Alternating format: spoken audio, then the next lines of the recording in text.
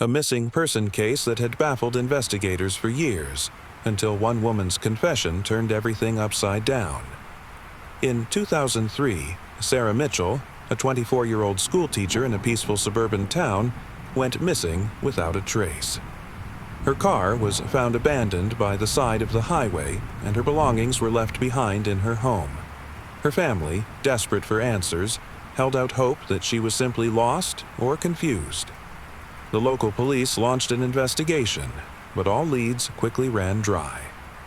Years passed, and the case grew colder. Sarah's face faded from the headlines, and her family fell into despair. They never stopped looking, but it seemed like Sarah had vanished from the face of the earth.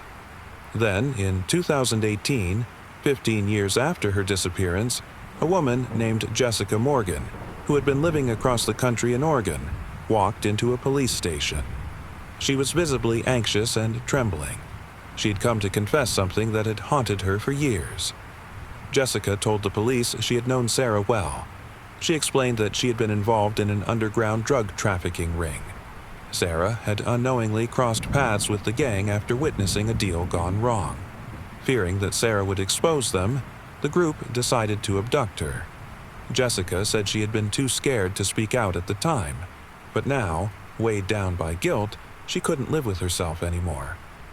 Jessica's confession led investigators to new evidence. A hidden note in Sarah's diary that hinted at a secret meeting she had planned before her disappearance. With Jessica's help, the police traced the drug ring, and several members were arrested. The investigation found that Sarah had indeed been a victim of a criminal syndicate that had tried to silence her. Sarah's body was never recovered, but her family finally got the closure they needed. Jessica's courage to confess had brought the truth to light after all these years.